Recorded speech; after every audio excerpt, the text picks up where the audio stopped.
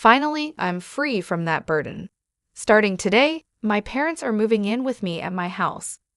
When my parents passed away, my husband Scott demolished our family home and stood in front of its site. He blurted out, "Hurry up and bring the inheritance to our place." I stood there in shock and asked, "What are you talking about? Have you lost your mind?" At his words, I couldn't help but laugh. I realized what this was all about. "Why are you laughing? Don't you understand?" Scott and my in-laws looked at me, puzzled. That's when I told them the truth. My name is Amy Jackson. I was born the eldest daughter of ordinary office worker parents. I have one brother, and we were a very normal family. I married Scott when I was 30, and we had 2 kids. Balancing work and parenting, I suddenly found myself at 52. My son Eric and daughter Judy had grown up to be fine adults, each living on their own and starting their careers. Now was the time to relax with my husband. It was an ordinary life, but I was happy. I thought I would continue to age like this, but my simple life changed one winter day. My father was in a car accident and suddenly passed away. He was only 68 at the time. Our whole family was overwhelmed with grief, especially my mother, who was so depressed she couldn't even eat. "Mom, I know it's hard, but you have to eat," I told her again and again. "I know, but I just don't have the appetite. It feels like there's something stuck in my chest," she replied. My brother and I thought she was just emotionally distressed and watched her for a while. However, she rapidly lost weight in just 3 weeks. Worried, I took her to the hospital. The diagnosis from the doctor was shocking. Cancer. The cancer was advanced, and surgery wasn't an option. She had about a year left to live. I hadn't had the chance to really take care of my parents yet. When I thought I had lost my father, now my mother was facing this illness. I was even more devastated than when my father passed, but I couldn't grieve forever. My brother lived far away and couldn't help, so it was up to me to take care of my mother. I told Scott that I wanted to live with my mother. I couldn't leave her alone, both emotionally and physically, during her illness. But Scott's reaction surprised me. "We just finished dealing with your dad's funeral, and now I have to be dragged into more of your family's issues," he said with a sigh, clearly annoyed. "You don't have to say it like that. Can't you just drive her to the hospital and back?" "Do we really have to live with her?" I asked. "I think she might feel lonely. If it's not okay, maybe I can just live at my family home for a while," I suggested. Scott became indignant. "And who's going to take care of my meals while you're gone?" "I'll come and cook, of course." "What about cleaning? Who's going to do the laundry?" he demanded. I fell silent. I intended to do what I could, but I couldn't do everything as before. Being confronted with this reality hurt. If someone said I was being selfish for wanting to care for my mother, I wouldn't be able to argue back. I'm sure my mother, being considerate, would say everything is fine as it is, but I really wanted to do something for my parents. "Fine, but I'm not helping with anything, you hear?" Scott grudgingly said to my silence. His attitude was arrogant, but he had ultimately agreed. "I'm sorry and thank you," I said. Although I thought he was being awful, he had agreed to my wish. I suppressed my desire to argue back and thanked him. Despite the trouble, Scott and I started living with my mother at my family home. We had originally been living in a house provided by Scott's employer. Scott was an only child, and since his father really wanted us to live together, we didn't plan on buying our own home. We were going to eventually move in with Scott's parents. Living in the company housing was more convenient for work, and the rent was only about $1,000 a month, so it wasn't a big burden. But now that we've moved to my family home, we don't have to pay that anymore, and we have more space. I think living together wasn't all bad for Scott. True to his word, Scott didn't help with anything, but I'm glad I could live with my mother. She seemed energetic, but she often felt weak and spent a lot of time lying down during the day. I prepared her meals, fed her, and managed her medication. It would have been impossible for her to do all that alone. "I'm sorry, Amy." "Thank you." It's a big help that you're here with me. I should thank Scott too, my mother said, expressing her gratitude many times. She was unaware of the harsh words Scott had said about living together, so she was grateful to him too. One evening, after my mother had gone to bed and Scott returned home, I brought up the subject of my mother's treatment while serving dinner. Scott glared at me and said, "I don't know what you want me to say. I told you I'm not helping with anything," refusing even to listen. I needed someone to vent to, someone to consult. All I wanted was for Scott to listen. Even after 2 months, 3 months, Scott's attitude didn't change. He constantly complained about living together, acting as if he was doing a great favor, and his behavior became more obnoxious day by day. But I couldn't say anything against it. Between worrying about my mother and being considerate of Scott, I was becoming more stressed. Around the time of the 2-year prognosis, my mother's condition worsened rapidly, and she was hospitalized. 5 days later, she passed away. Although I had prepared myself mentally, I was devastated. My brother's family and my children came right away and helped a lot, but in times like this, you really want your spouse by your side. However, Scott was laughing and chatting with his parents in a corner, not helping with the funeral preparations at all. My brother had taken the lead role in the preparations, and somehow we got everything ready for the funeral. But Scott, who should have been sitting in the family section, was at the very back of the relative section. "Scott, I want you to sit in the family section," I said. He replied, "No, I'm fine here. I'm not a blood relative after all." "But you're my husband," I said. Then his mother chimed in, "He's your husband, but he's not your mother's son. Scott is our son, so he's an outsider, you know. Amy should sit in the family section." Hearing this from my in-laws was painful. I was left speechless. Where I come from, it's common for sons-in-law to sit in the family section at funerals, though this might vary by area. With Scott not in the family section, distant relatives started whispering, wondering if we had divorced. It's one thing for people to gossip, but all this could have been avoided if Scott had just sat there. Feeling a bit upset that Scott wasn't by my side, we still managed to see my mother off peacefully. After the funeral, my brother's family, my children, Scott, and his parents returned to my family home.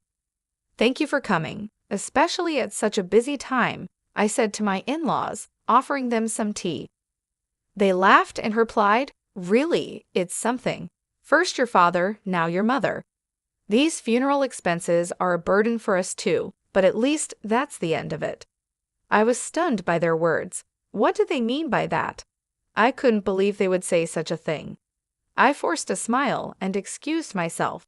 Then I overheard Scott talking with his parents. "It must have been tough for you, Scott, living with outsiders." "Yeah, dealing with Amy's whims was a pain. A husband shouldn't just follow his wife's demands. If you don't like something, you have every right to refuse," Scott said. I clenched my fists. Their voices laughing and chatting were unbearable, but this wasn't new. Scott's parents had always been insensitive and rude. When Scott and I got married, his mother said, "Couldn't you find someone more attractive?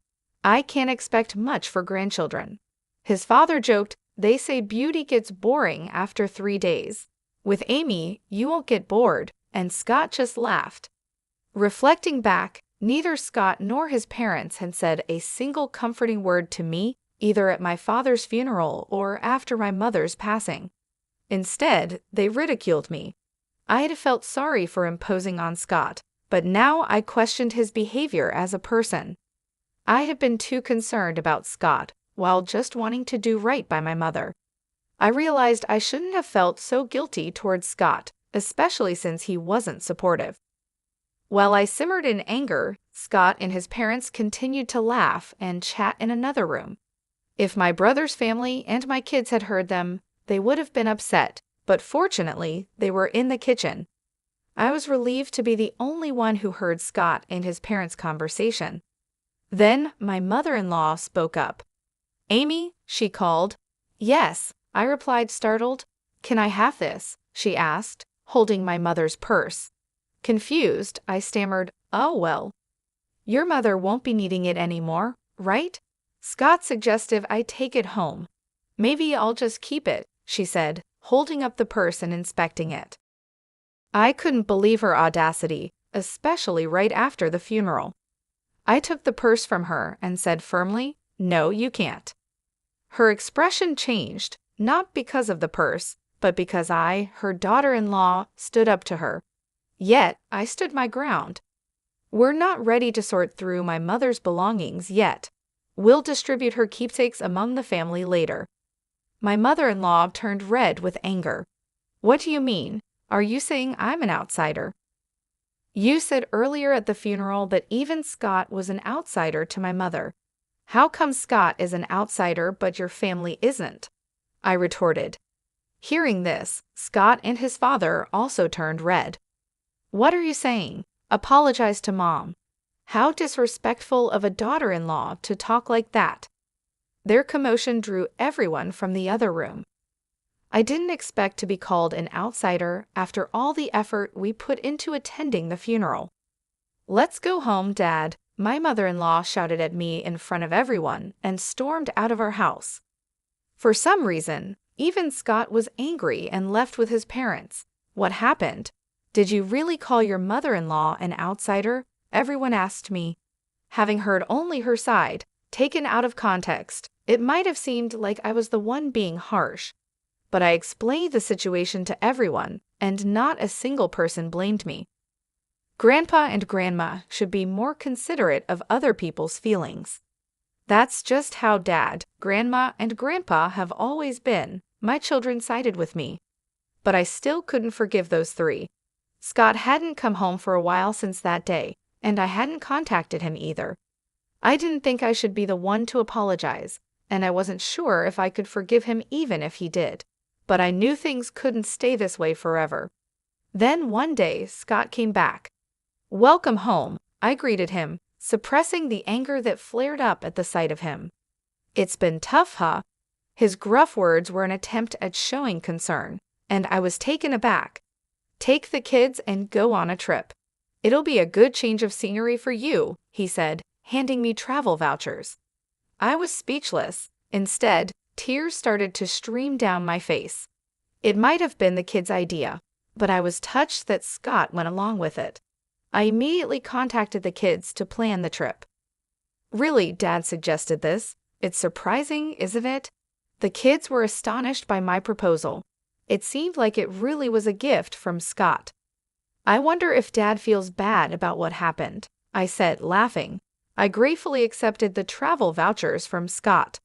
"I'll be off then." "Yeah, take your time. Stay with the kids at their places too. Why not?" "Really, I can't be away that long." "Don't worry about me. I'll relax at my parents'. Just enjoy yourself." With that, Scott sent me off. Judy was happy to have me visit, so before the spa trip, I stopped by her place and then Gary's. I hadn't been able to visit them while caring for my mother, so I helped out by cooking and freezing meals for them. "Mom, you should relax, but thanks. This really helps," they both said, delighted to have my cooking at home. This opportunity was all thanks to Scott's suggestion. Then came the eagerly awaited spa trip. I spent a relaxing time at the hot springs with my children. The weariness from caregiving and the sorrow of losing my parents seemed to have healed quite a bit. I was away for almost a week, but both my kids returned to their homes with bright smiles. "That was fun. We should thank Dad for once." "True, just this once. But I wonder if he's up to something," Judy joked. "Don't say that. Dad thought about us in his own way," I laughed. When I returned home, planning to share the memories with Scott and start our life anew as a couple, I was speechless. "What? The house is?" I looked around in disbelief. Despite recognizing the location, the family home that should have been there was gone. Then, out of nowhere, Scott appeared, followed by his parents. They were grinning at me, standing there dumbfounded. "Scott, what's going on?" I asked. With the same sickening smile, Scott said, "Finally, I'm rid of that baggage. Starting today, my parents are moving in with me at my house. "What are you talking about?" I replied, trying to stay calm. "Have you lost your mind? Your family home has been demolished. Bring the inheritance to our place quickly. Whatever you inherited, it's Scott's now." I realized then that the disappearance of the house was Scott's doing, and it was all for the inheritance. Such betrayal after thinking about the future on my way home. I was filled with indescribable sadness and anger, but demolishing the house won't go Scott's way. I won't let it. I burst into laughter at the sight of their smirking faces. My laughter baffled Scott and his father. "Why are you laughing? What a weird woman. Has she gone crazy?" my mother-in-law said, looking at me as if I were eerie. Facing the three of them, I spoke up. "Don't you guys know what you're talking about? I haven't inherited a single penny, so there's no inheritance." After saying that, I burst into laughter again. They had mistakenly thought they'd become rich from the inheritance. Their wild imaginations and actions had me in uncontrollable laughter. "What do you mean? Explain yourself," Scott demanded. But I kept my mouth shut. I felt no need to enlighten them. Before that, "I'm not going to live with strangers. If you want to live together, go ahead alone." Ignoring Scott's question and rejecting his suggestion made my mother-in-law furious. "You helped with your parents' housework, but you can't do ours? You're aware of the circumstances, right? I agreed to live together, didn't I?" she yelled. "I told you I didn't want to live together. Have you forgotten that?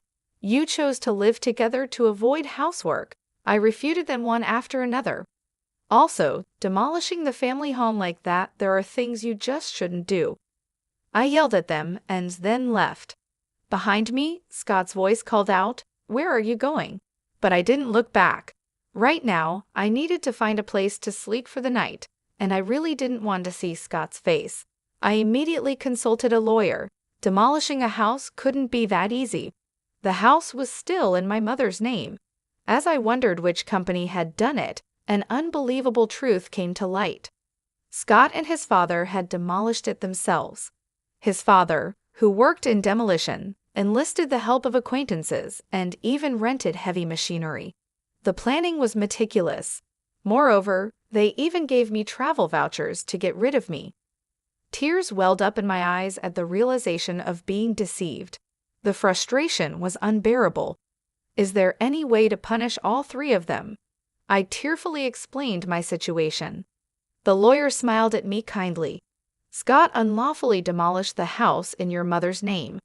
He could be charged with property destruction and held liable for damages.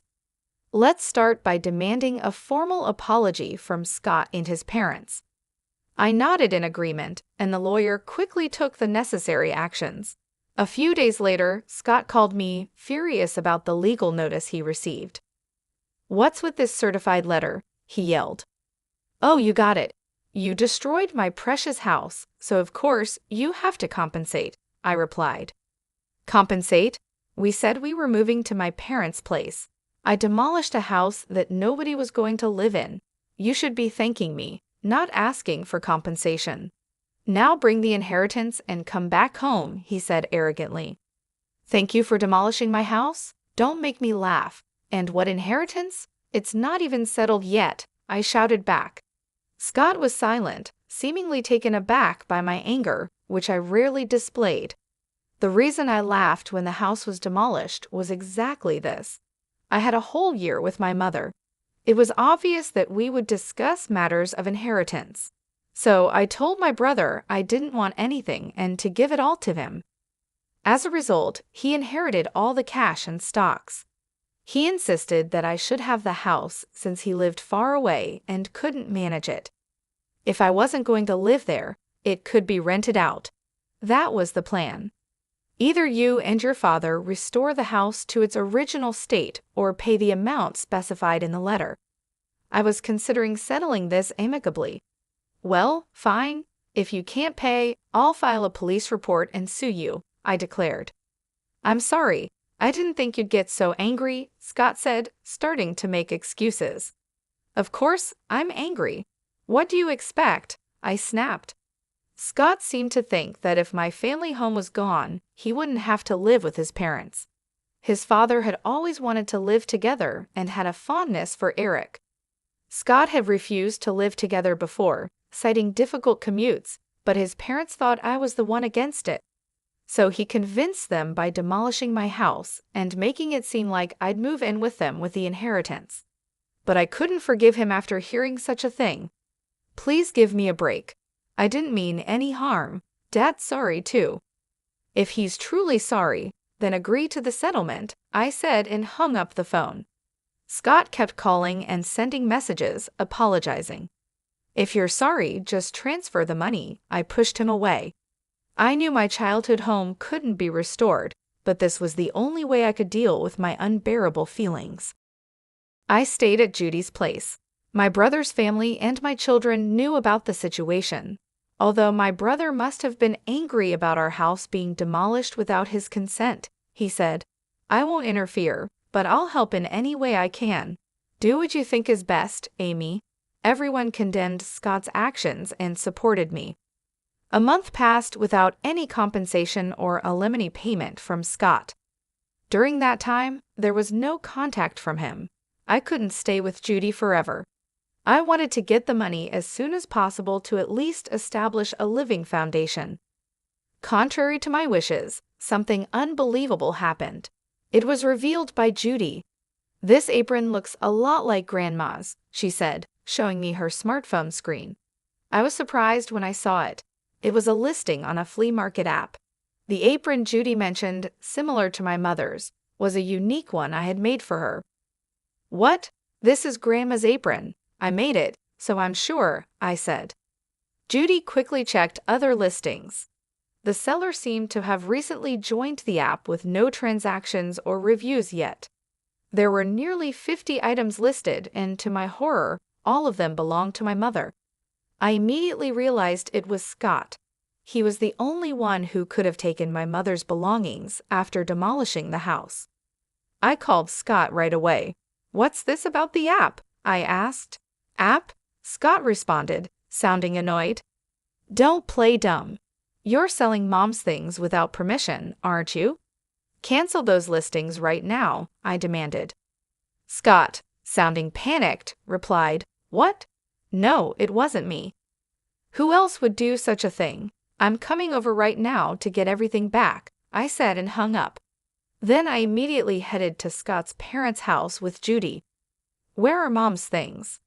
I demanded as soon as we arrived, confronting Scott at the door. I don't know anything about it," he stuttered. "Tell the truth, Dad." Judy joined me in pressuring Scott. He seemed flustered. Scott's parents noticed our presence and came out. "Oh, Judy, you're here," Scott's mom greeted, smiling at the sight of her granddaughter. Angry, Judy said, "Grandma, tell Dad to tell the truth." "The truth? Grandma's belongings that passed away recently? Dad seems to be selling them," Judy said. At Judy's words, Scott's mom burst into laughter. Scott, with a troubled look, kept repeating, "It really wasn't me." Then his mother loudly exclaimed, "Scott is selling them. That's impossible. I am the one selling them." I felt my blood run cold. Scott probably knew about it. With a look that almost said, "This is bad," he turned to his mother. Despite Judy's shock, his mother cheerfully continued, "What? It's a lot of work, you know. I have to pack everything carefully and make sure the photos look good." She seemed oblivious to the fact that she was selling stolen goods, chatting happily about the app. I struggled to restrain myself from lunging at her. "Cancel the listings. Those aren't yours to sell." Judy, red with anger and tears in her eyes, pleaded with her grandmother. However, Scott's mother seemed displeased. "What's the big deal? I finally found a hobby I enjoy. I use the things I can and sell the rest for a little pocket money. It's good for preventing dementia. I'm the only grandma left, so Judy wants me to stay healthy and live long, right?" she said nonchalantly. Pleading with her to stop had no effect. There was no sign of remorse. If talking won't help, then action is the only option. "Judy, let's go." "But..." "It's okay. Let's go," I insisted, pulling Judy out of the house and heading straight to the police station. I wasn't planning to file a report for the demolition of the house, but theft was a different story. When I explained to the police that my mother's belongings were being stolen and sold, they acted immediately, and Scott's mother's account on the flea market app was suspended. The items wouldn't be sold anymore. I called Scott on the way back from the station. I had your mother's account stopped. You knew about it, right? You're complicit. No, I filed a police report about this. Please cooperate with the investigation. Scott became frantic. What? We're family, right? Withdraw it, please. Family? You still haven't paid any compensation for the house or alimony, and there's no sign of remorse. Faced with my shouting, Scott was taken aback. Despite everything, I still had feelings for Scott, having lived with him for so long. Sighing, I said, I'll wait for the money, but I won't forgive the theft. Return everything. And Scott, your father looked quite unwell. Has he seen a doctor? What? I'm not a monster, so just passing on that message, I said and hung up. Scott's father, whom I had just seen, was alarmingly thin and hadn't spoken much. His complexion was more than just pale, it was unnaturally dark. His ill health was obvious, but that family probably hadn't noticed. His wife was nonchalantly selling stolen items, and Scott only acted tough with me. They lacked any real concern for others. The next day, I received a call from Scott's father. Expecting it to be a thank you call, I answered. I got the complete opposite reaction. What do you mean by treating me like a sick person? Planning to dump me in a hospital to get rid of the hassle? I need to protect Scott and my wife from you. I'm not going to any hospital, he scolded. It was shocking to be reprimanded when I was just concerned. Sorry for overstepping. I was just worried. Humph, I'm not frail or short-lived like your parents. Don't make a fool of me, he snapped. I was infuriated by his words, but a few days later, he apparently felt unwell enough to visit the hospital. The diagnosis was terminal cancer. Scott called me in a panic. Dad's got terminal cancer. What am I going to do? I just snorted. I don't know. What did he say when I suggested going to the hospital? He said, I'm not frail or short-lived like your parents, so deal with it yourself. How can you be so heartless, Amy? I never thought you'd be such a person.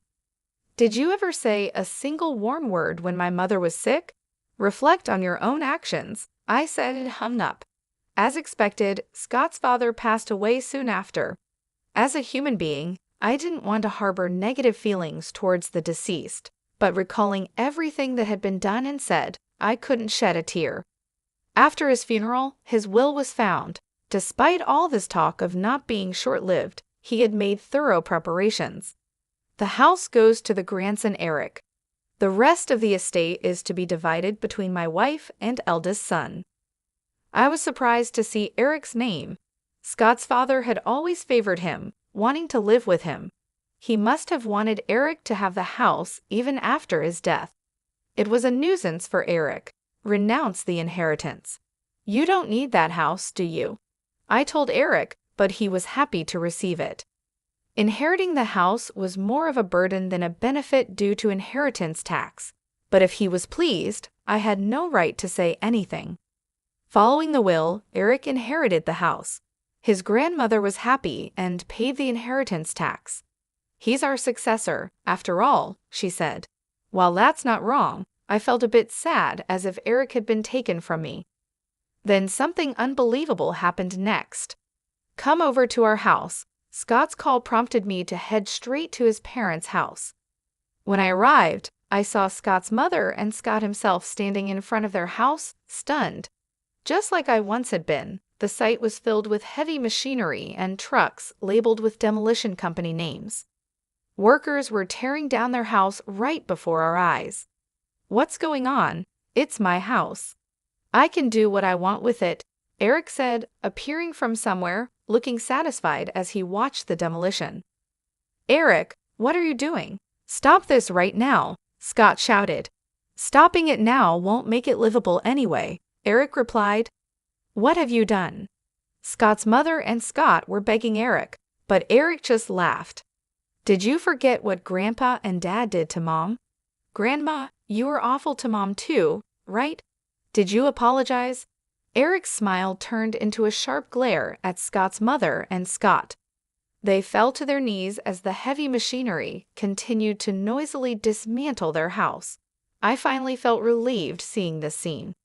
Later, Scott finally paid the damages and compensation from the inherited assets.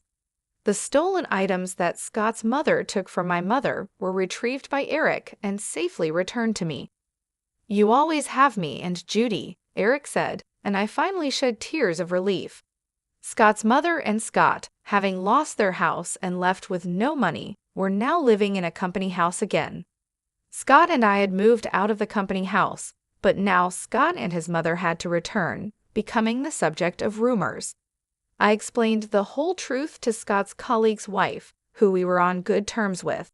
Scott and his mother will likely have a hard life in the company housing, but it's their own doing. After Scott's retirement, they'll be forced to save up for a new place to live. I sometimes think about asking my friend how Scott and his mother are living now, just to have something to talk about. After that, I continued to stay at Judy's house. Then Eric got engaged to be married. He was planning to build a house. The land of the former family home sold for a decent amount, and I was glad to see that even that house served a purpose. "Mom, come live with us," Eric offered. His fiancée welcomed me warmly. Since I couldn't keep relying on Judy, who lived alone, indefinitely, I decided to take Eric up on his offer. I am thinking of living happily with my new family, determined not to become a mother-in-law like my own mother-in-law.